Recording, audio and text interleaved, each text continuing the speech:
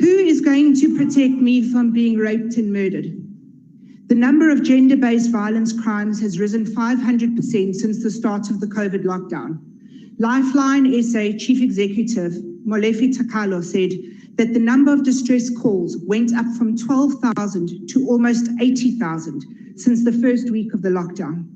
There is absolutely no place in South Africa where a woman or a girl is safe. We are not safe at home. We are not safe in the car. We are not safe on public transport. We are not safe at school. We are not safe in university. We are not safe in the mall. We are not safe in a club or a bar. We are not safe in the shops. We are not safe at the post office. We are not safe at work. Women and girls in South Africa live in perpetual fear. It is not normal and it will stop. Women are not raping women. Girls are not raping girls. Women are not killing women. Girls are not killing girls. We have a rape culture in South Africa, and it is not the fault of women or any victim. The narrative in this country has to change, and men have to take responsibility. I want to make it very clear that I do not subscribe to the notion that all men are trash. I believe that there are men in this very house who would give up their lives to save me and to make sure other women are also safe. But you gentlemen need to multiply in numbers, and you need to start spreading the message of what is acceptable behavior and what is not. It cannot be that in Parliament, little boys use this platform to fight an old fight about a girlfriend. It cannot be that a lawyer goes on Twitter because he doesn't like a journalist and makes sexually demeaning comments that could lead to violence against her. This is an attack, and it is not okay. Women, I beg of you, let us stop talking and let us start fighting back. If you cannot stop the attack, realize that you are a hero for surviving, but do not give up. Do not stop until your attacker is found and prosecuted. We need to fundamentally change the way men see women in society. We proudly stand up here and we say, if you strike a woman, you strike a rock. But where is the respect in real life?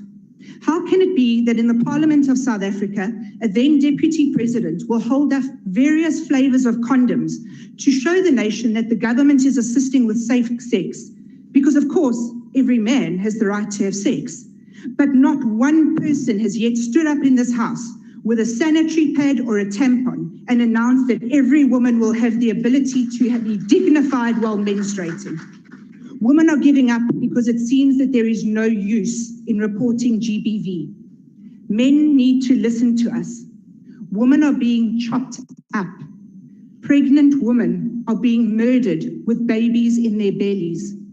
Little children, little girls are having their vaginas ripped apart and their bodies ripped apart by men who are raping them.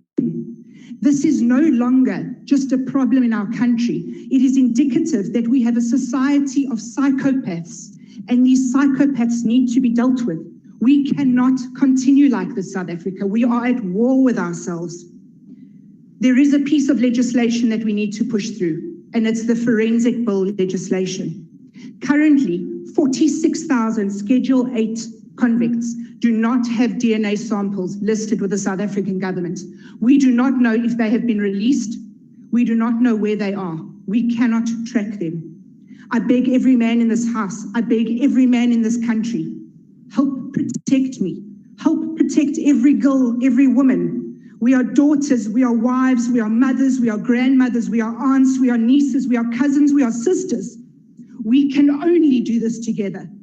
If you as men do not stand up for me and for all women and for all girls, it will not be a case of if I am raped and murdered. It will be a case of when I'm raped and when I'm murdered.